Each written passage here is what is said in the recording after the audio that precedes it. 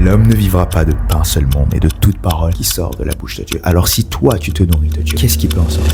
5. Ouais, je suis au 5e jour du challenge finir la Bible 3 fois cette année. Pour la finir 3 fois, il faut que je lise au moins 11 chapitres par jour. Et gloire à Dieu, j'ai pu lire 13 chapitres. Et voici ce que je retiens. L'homme ne vivra pas de pain seulement, mais de toute parole qui sort de la bouche de Dieu. Ça, c'est dans le livre de Deutéronome. On va prendre des exemples. Dans la Bible, il y a plusieurs personnes qui se sont nourries de Dieu. Et ça a produit des choses différentes. On a Noé. Noé a écouté Dieu. Noé s'est nourri de Dieu. Et il a été sauvé des eaux. Sa génération a péri. Lui, il a été sauvé, lui et sa famille. On a Abraham. Abraham a écouté Dieu. Dieu lui a donné des promesses. Regarde les étoiles. Si tu peux les compter, tu pourras compter ta descendance. Et aujourd'hui, des milliards de croyants croient en Dieu à cause d'Abraham. On a Jacob. On a Isaac. On a Gédéon. Gédéon, c'était un peu heureux. Et il est devenu un héros. Il a sauvé Israël. On a David. David, c'était un berger. Il est devenu roi. Et plus qu'un roi, il était un prophète. Il était un musicien. Il a même pensé la construction du temple. Un architecte alors qu'il n'a jamais étudié ça. Bref, la vie de Dieu peut produire beaucoup de choses en toi. L'homme ne vivra pas de pain seulement, mais de toute parole qui sort de la bouche de Dieu. Alors si toi, tu te nourris de Dieu, qu'est-ce qui peut en sortir? Imagine les possibilités. Pour moi, c'est déjà le cas. Je déborde d'idées créatives, je déborde d'inspiration. Et je t'invite à suivre ce challenge pour la lire minimum une fois cette année. C'est 4 chapitres par jour jusqu'au 31 décembre à partir de maintenant. Ce n'est pas énorme. Mais crois-moi, à la fin, tu seras transformé. Ça, c'était le 5e jour. Sois béni.